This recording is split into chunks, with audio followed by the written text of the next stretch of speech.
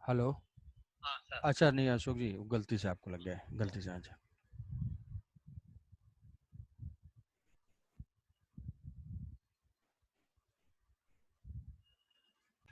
4 segment में इसको हमने डिवाइड किया था कि 4 पार्ट्स में क्वेश्चन होंगे मोमेंट ऑफ इनर्शिया के। एक बेसिक टाइप का होगा जिसमें कि इंटीग्रेट करके हमें रूल्स फाइंड करने हैं, या फिर स्टैंडर्ड रिजल्ट्स हमको कुछ याद रखना होगा, जो 2/3 है, 2/5 है, ml² 3 है, ml² 12 है, वो सारा। इसके बाद फिर कॉम्बिनेशन कॉम्बिनेशन के फॉर्म में होगा, मतलब कुछ रॉड को ज्वाइन कर दिया, डिस्क या रॉड को ज्वाइन किया, या दो स्फीयर्स को कांटेक्ट में रखा, तो इस टाइप का तो ये क्वेश्चंस आने के चांस है। और दूसरा एक पेटेंट टाइप का क्वेश्चन जो कि रिड्यूस्ड मास का होता है, जिसको सेंटर ऑफ मास में भी करते हो और मोमेंट ऑफ इनर्शिया में भी करते हो। और या हम इसको बोल सकते हैं नेगेटिव मास का होता है। तो नेगेटिव मास, ये जो रिड्यूस नेगेटिव मास वाला कॉन्सेप्ट है, ये इलेक्ट्रोस्टैटिक्स में भी होता है। इलेक्ट्रोस्टैटिक्स में कैविटी के अंदर इलेक्ट्रिक फील्ड फाइंड करने का, मैग्नेटिक इफेक्ट ऑफ करंट में भी होता है। तो ये कैविटी वाला कॉन्सेप्ट, नेगेटिव मास या नेगेटिव चार्ज वाला कॉन्सेप्ट, नेगेटिव करंट वाला कॉन्सेप्ट बहुत सारे चैप्टर में एप्लीकेबल है। सेंटर ऑफ मास है, मोमेंट ऑफ इनर्शिया है, इलेक्ट्रोस्टैटिक्स है, और उधर मैग्नेटिक इफेक्ट ऑफ करंट भी है। अब थ्योरम थ्योरम अप्लाई करना हो सकता है। जो कॉम्बिनेशन हम फाइंड करते हैं वो कॉम्बिनेशन में थ्योरम्स के थ्रू ही हम सॉल्व करते हैं थ्योरम्स। तो perpendicular axis theorem, perpendicular axis theorem में बस खास बात इतना ही है कि it is applicable for 2 dimensional object और plate type, lamina type objects के लिए ये वैलिड है। मतलब अगर ये लैमिना है, ये प्लेट टाइप का है, तो जो इसका मोमेंट ऑफ इनर्शिया होगा that is equal to I X. तो जो म्यूचुअली परपेंडिकुलर एक्सिस हैं, जैसे मान लो कि ये कोई प्लेट है, इस प्लेट के प्लेन में ही 2 परपेंडिकुलर एक्सिस होने चाहिए, एक्स और वाई। मतलब ये प्लेन के ये जो एक्सिस है इस ऑब्जेक्ट के प्लेन में ही होना चाहिए। तो थर्ड एक्सिस जो कि इनके परपेंडिकुलर है and passing through the X intersection of this two, वो मोमेंट ऑफ इनर्शिया इक्वल होगा। तो I Z is equal to I X plus I Y. तो बस इसमें ध्यान इतना ही रखना है कि नॉट वैलिड फॉर स्फीयर के लिए, क्यूब के लिए, इनके लिए वैलिड नहीं है। तो उस दूसरे parallel axis theorem, parallel axis theorem भी जानते हो, ICM plus md²। Parallel axis theorem, तो किसी भी एक्सिस के अबाउट अगर मोमेंट ऑफ इनर्शिया में फाइंड करना है और ICM के अबाउट नोन है, तो हम इसको लिख सकते हैं I is equal to ICM plus md², ICM plus md², I is equal to ICM plus md²। तो यहाँ से ये देखोगे किसी और भी मोमेंट ऑफ इनर्शिया जो है, सबसे लीस्ट मोमेंट ऑफ इनर्शिया वो सेंटर ऑफ मास के अबाउट ही पॉसिबल है। किसी और एक्सिस जो कि पैरेलल है, दोनों के बीच में दोनों पैरेलल हैं एक दूसरे के, तो moment of inertia centre of mass से ऐड करने से ही होगा। तो ICM प्लस md² हो जाएगा IC। तो ये 2 थ्योरम हैं, इसके डेरिवेशन जो है तुम लोगों के लिए बेकार है। तो नेक्स्ट तो था ये सब जो है, ये derivation proof of parallel axis theorem and perpendicular axis theorem, तो इसके डेरिवेशन की कोई जरूरत नहीं है। अब स्टैंडर्ड फिर से वही चीज़ है, moment of inertia of ring. तो रिंग वाले में जो मोमेंट ऑफ इनर्शिया है, अब ये जो रिंग है, ये डेराइव, ये उम्मीद करूंगा कि ये डेराइव कर लोगे, इसमें कुछ प्रॉब्लम नहीं है किसी को। कि क्या करते हैं, हमारा बेसिक अप्रोच वही है, डीएम लेते हैं और फिर फार्मूला लिख लेते हैं, ये dm r², और इसको इंटीग्रेट करते हैं। तो यहाँ पे डीएम जो है वो कांस्टेंट है, r² जो है कांस्टेंट है। क्यों? क्योंकि ये रिंग है। रिंग में क्या ऐसी खास बात है कि सारे मास जो है r डिस्टेंस पे ही है, तो r² कॉमन ले लिया, r² is equal to integration of dm is equal to total mass. तो ये हो जाएगा mr²। ठीक है। अब इसमें एक चीज ये है कि अगर ये रिंग यूनिफॉर्म हो और नॉन यूनिफॉर्म हो, ये दोनों ही केस में मोमेंट ऑफ इनर्शिया सेम होगा। क्यों? क्योंकि डिस्ट्रीब्यूशन तो चेंज नहीं हो रहा है। जैसे सपोज करो कि अगर मान लो ये वाला segment half semi circular ring जो है ये हैवी है, हाफ सेगमेंट जो है वो हैवी है, और दूसरा हाफ सेगमेंट जो है वो लाइट है, ये लाइट है और ये हैवी है, तो भी मोमेंट ऑफ इनर्शिया इसका सेम ही होगा, mr² ही होगा। अगर मान लो इसका कोई सेगमेंट है, 1/4 सेगमेंट है, ऐसा हमने ले लिया, तो उसका भी मोमेंट ऑफ इनर्शिया, किसी सेगमेंट का भी मोमेंट ऑफ इनर्शिया, कोई मान लो कि इसका मास 1/4 सेगमेंट है, तो इसका मोमेंट ऑफ इनर्शिया जो इसका मास होगा, अगर इसका मास हम m लेते हैं, तो इसका मोमेंट ऑफ इनर्शिया भी क्या हो जाएगा, इसका मोमेंट ऑफ इनर्शिया भी mr² ही होगा। तो रिंग में केवल ध्यान देने वाली बात यह है कि अगर रिंग यूनिफॉर्म हो या नॉन यूनिफॉर्म हो, मोमेंट ऑफ इनर्शिया सेम ही रहेगा mr², क्योंकि मास की डिस्टेंस चेंज नहीं हो रही है। अब उसके बाद छोटा सा एक एप्लीकेशन, जो कि जैसे ये रिंग से हमें फाइंड करना पड़ सकता है कि मोमेंट ऑफ इनर्शिया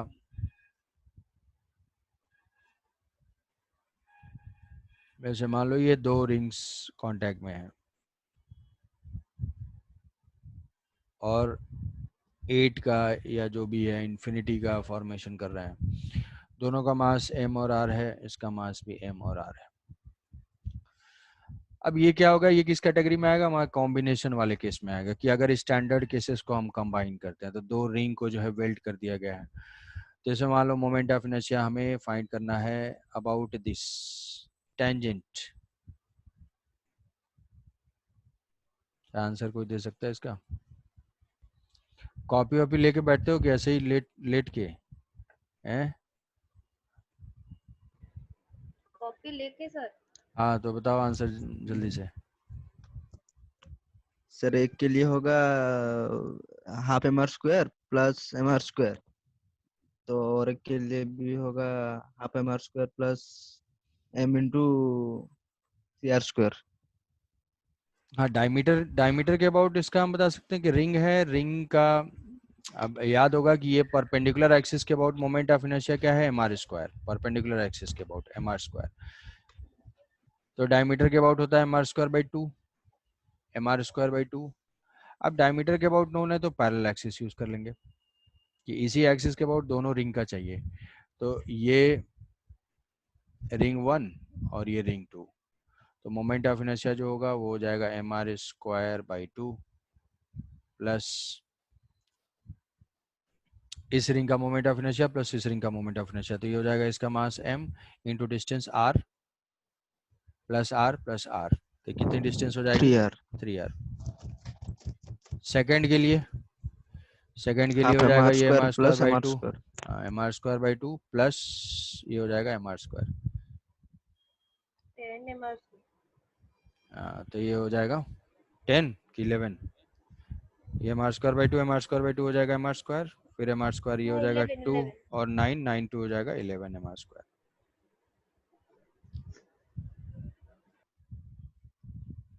ये हो सकता है। तो बस कॉम्बिनेशन टाइप के जो क्वेश्चन होंगे वो डायरेक्ट स्टैंडर्ड रिजल्ट्स यूज करना है। जैसे मान लो कि हम ले लेते हैं कि एक क्यूब है जो कि रॉड को वेल्ड करके फॉर्म हुआ है,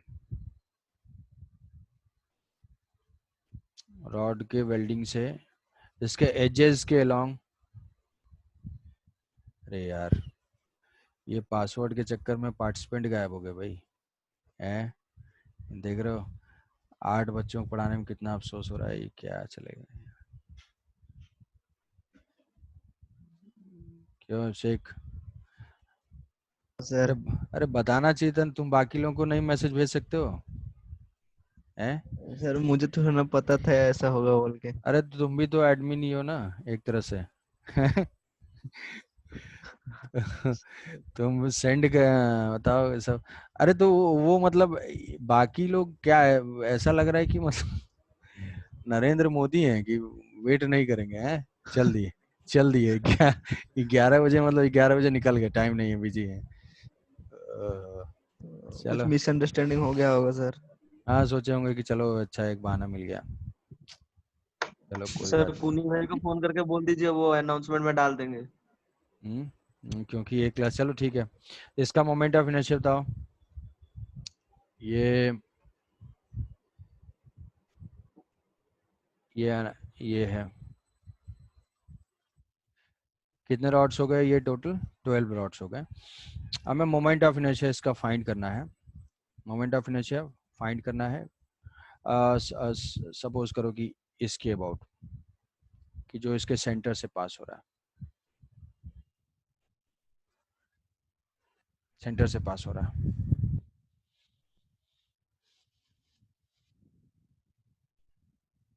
सेंटर से पास हो रहा है। सारे रॉड का जो मास है वो मास m और लेंथ l है, सेम है। मास m लेंथ l ये दोनों सेम है, मास m लेंथ l। तो find the moment of inertia. सोच के बताओ भाई जल्दी से, तब तक चीफ गेस्ट को मैं इनविटेशन दे देता हूँ।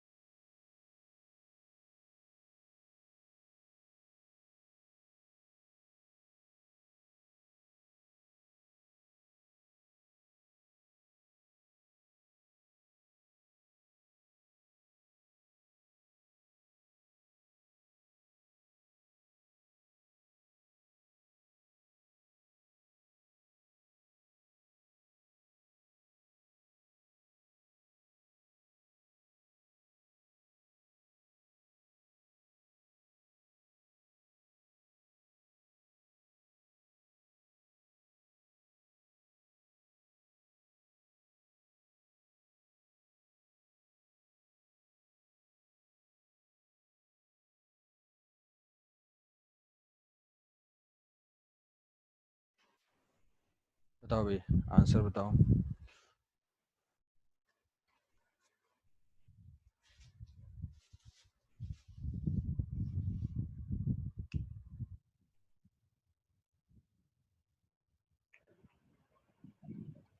CML square. कितना? 3ml square. 3 ml स्क्वायर, ये तो कम लग रहा है यार। चलो I is equal to 3 ml square. और कुछ?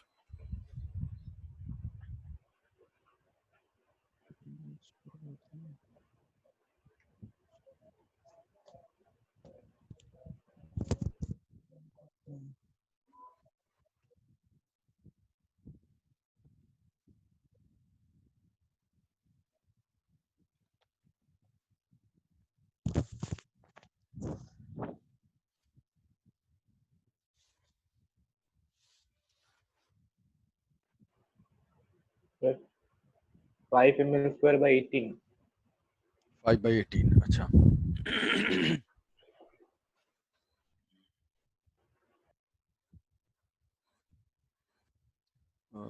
5/18 है एक आंसर।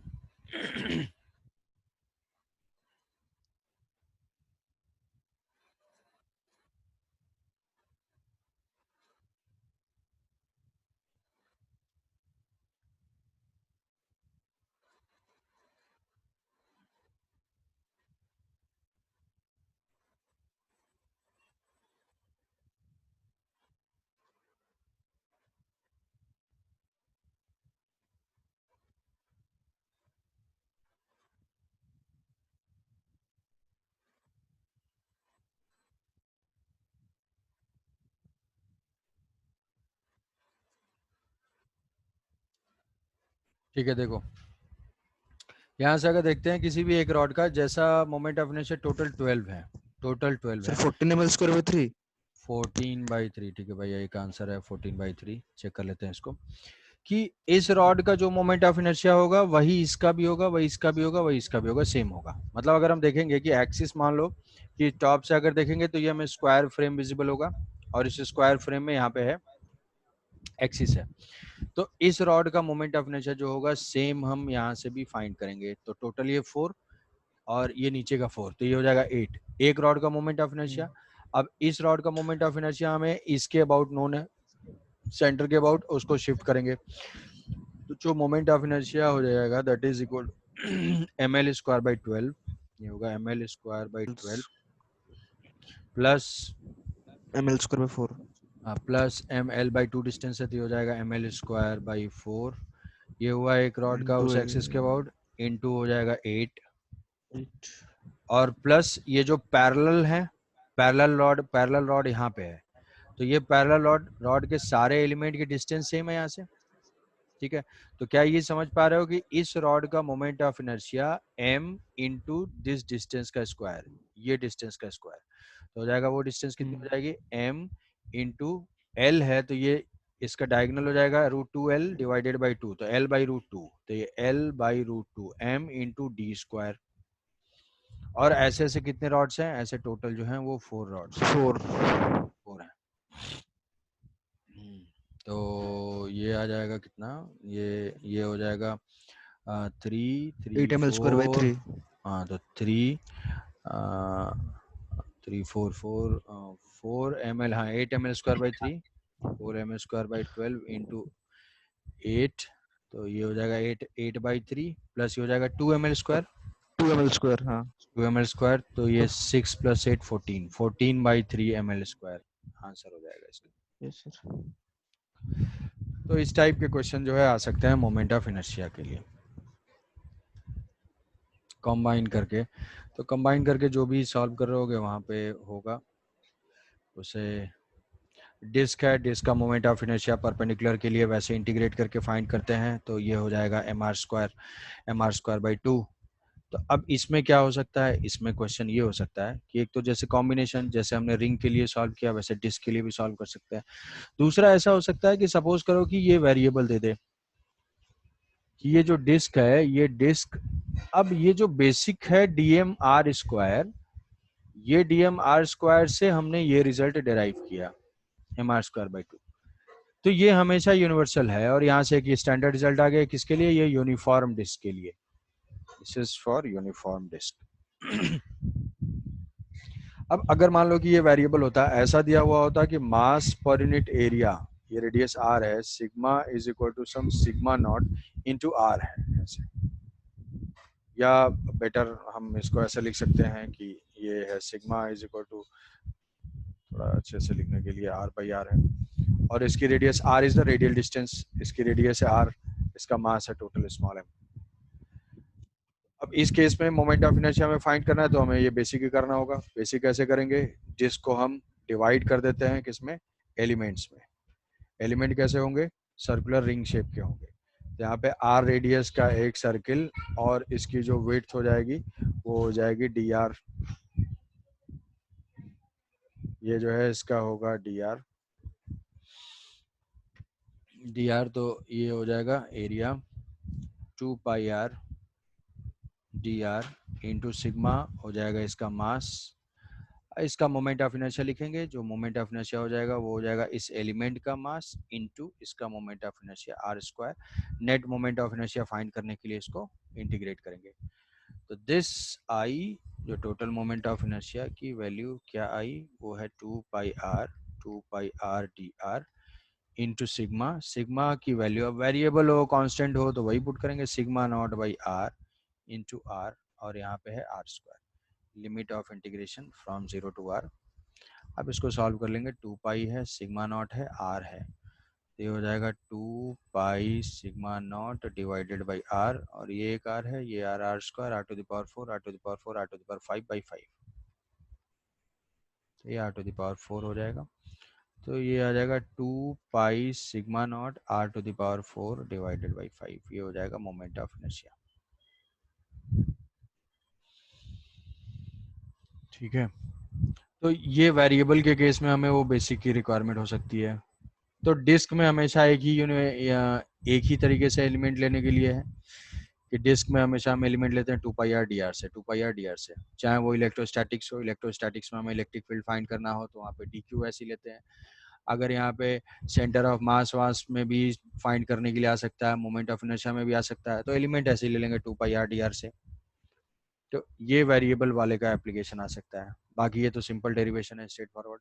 अब फिर मोमेंट ऑफ इनर्शिया इसका याद होगा कि परपेंडिकुलर एक्सिस के अबाउट mr² बाई 2, डायमीटर के अबाउट mr² बाई 4, फिर टेंजेंट के अबाउट ऐड कर देंगे 5 बाई 4। तो वो सारे बेसिक रिजल्ट्स जो हैं वो याद रहने चाहिए। तो इसके ऊपर क्वेश्चन है अब hollow cylinder and solid cylinder. तो हॉलो सिलेंडर सॉलिड सिलेंडर भी क्या कर सकते हैं, हॉलो सिलेंडर को हम कैसे मान सकते हैं, कंप्रेस कर सकते हैं कि हॉलो सिलेंडर के सेंट्रल एक्सिस के अबाउट, ये सिलेंडर है, सिलेंडर के ये जो है सेंट्रल एक्सिस है, सेंट्रल एक्सिस के about moment of inertia dm into r square. अब ऐसे देख सकते हैं कि दोनों साइड से इसको अगर हम ऐसे कंप्रेस करेंगे तो ये रिंग का फॉर्मेशन करेगा।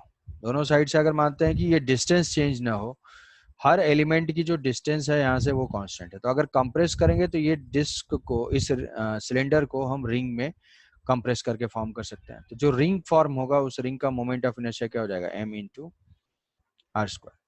तो हॉलो सिलेंडर के सेंट्रल एक्सिस के अबाउट वही मोमेंट ऑफ इनर्शिया होगा जो रिंग का होता है। हॉलो सॉलिड सिलेंडर को हम डिस्क से कोरिलेट कर सकते हैं, ठीक हो जाएगा डिस्क से कोरिलेशन, और डिस्क से कंप्रेस करेंगे, डिस्क का फॉर्मेशन होगा, डिस्क का होता है mr²/2, तो सॉलिड सिलेंडर के इसके अबाउट हो जाएगा mr²/2। दूसरा सॉलिड सिलेंडर का या हॉलो सिलेंडर का एक स्पेशल केस है, जैसे हम हॉलो ही ले लेते हैं, हॉलो ही ले लेते हैं, और इसका मोमेंट ऑफ इनर्शिया बता पाओगे कोई, ये है और ये एक्सिस है, ये एक्सिस है, मिड पॉइंट से पास हो रहा है, m है, रेडियस r है, लेंथ l है, ml² प्लस mr²/2। हाँ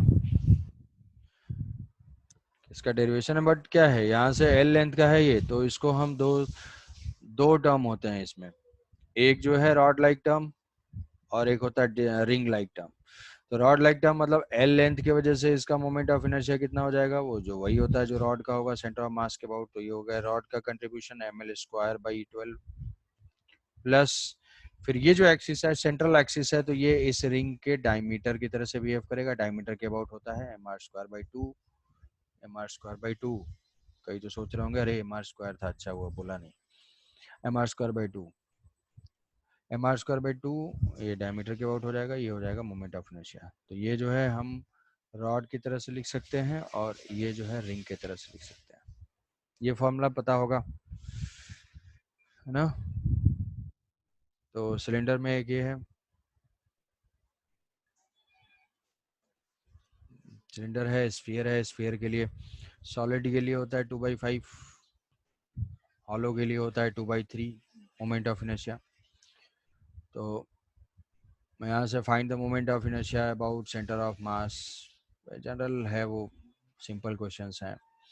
ये कॉम्बिनेशन ऑफ है, जैसे हमने क्यूब का लिया वैसे यहाँ पे एक स्क्वायर फ्रेम है, स्क्वायर फ्रेम का मोमेंट ऑफ इनर्शिया फाइंड करने के लिए हो सकता है, ये स्क्वायर फ्रेम है, तो डिफरेंट एक्सिस है। थोड़ा सा रिकैप कर लेना है सारे फॉर्मूले को, क्योंकि इसमें तुम करोगे कैलकुलेशन मिस्टेक, ऐसा नहीं कि मतलब बहुत ओवर कॉन्फिडेंस में जो है सिली मिस्टेक हो जाएगी, moment of inertia, centre of mass, ये सब कैलकुलेशन में, इसमें कॉन्सेप्ट वाइज कभी भी कोई प्रॉब्लम नहीं होगी। तो इसलिए अगर इसमें खुद से प्रैक्टिस किए रहोगे, सॉल्व किए रहोगे कि कब ICM लेना है, कहीं पे m की जगह 2m लेना है, तो वो सब जब सिली मिस्टेक अवॉइड कर दोगे तो क्वेश्चन इसमें गलत होने का कोई भी चांस नहीं है। ये रिंग है, रिंग के डिफरेंट डायमीटर के अबाउट है, प्लेट है, प्लेट का मोमेंट ऑफ इनर्शिया, अच्छा प्लेट और ट्राइंगल का मोमेंट ऑफ इनर्शिया, मान लो कि ट्राइंगल का मोमेंट ऑफ इनर्शिया क्या होगा, जैसे mh²6 ना क्या था ऐसा कुछ, हाँ ये जो है, ml²/6। हाँ इसमें ट्राइंगल के लिए ये है, ये हाइट हमें वर्टेक्स की हाइट नोन होनी चाहिए, तो किसी एज के अबाउट जो मोमेंट ऑफ इनर्शिया होगा वो हो जाएगा mh²/6। तो इसका जो है एप्लीकेशन, जैसे मान लो एक ट्रायंगुलर प्लेट हम लेते हैं, ऐसे एक ट्रायंगुलर प्लेट लेते हैं और वो 3-4-5 वाला है ट्रायंगल, ये 3 है, ये 4 है, ये 5 है, तो मान लो इस एक्सिस के अबाउट है, इसके अबाउट है I1, इसके अबाउट है, जिस एज के अबाउट है I2, इसके अबाउट है यहाँ पे I3, तो कौन सा मैक्सिमम होगा, मैक्सिमम मोमेंट ऑफ इनर्शिया कौन सा होगा, I1, I2, I3?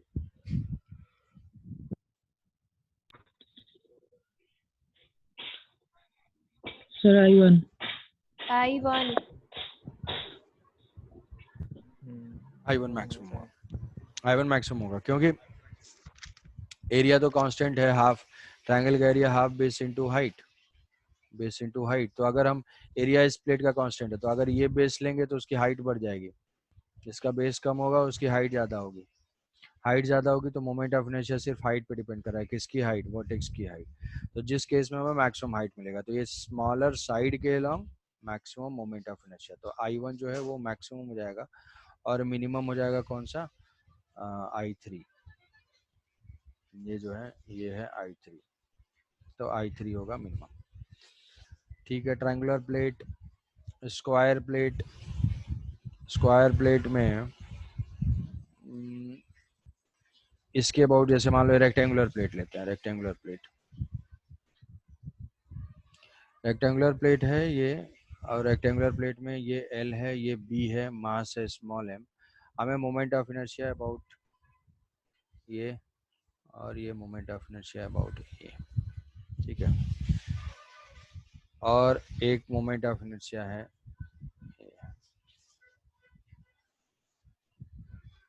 I1, I2, I3, ये तीनों की वैल्यू बताओ।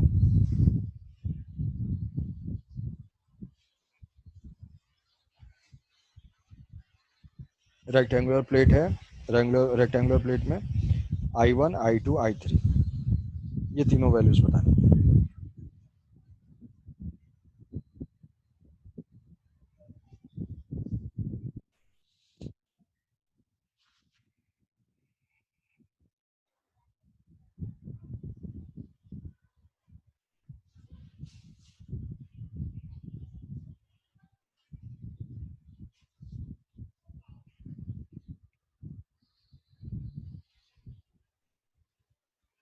I1 बता पाओगे, I1 तुरंत?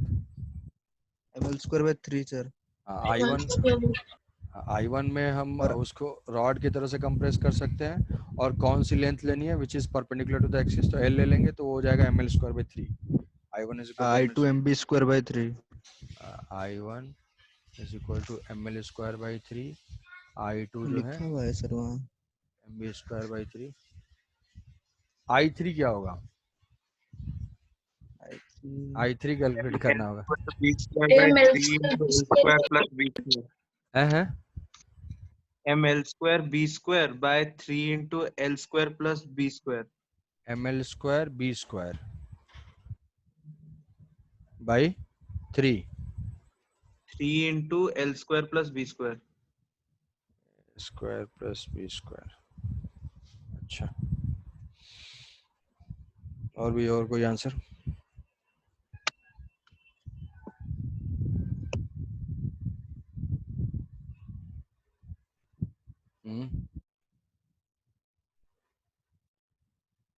सॉल्व नहीं कर पाओगे?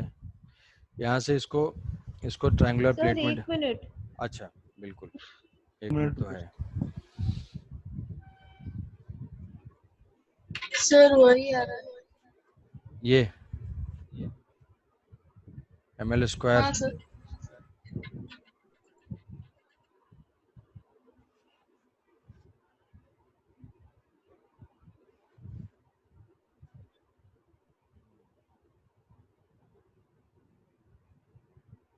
डायगोनल के अबाउट, तो डायगोनल को ट्रायंगुलर प्लेट हम लोग सोच सकते हैं कि ट्रायंगुलर प्लेट का कॉम्बिनेशन है,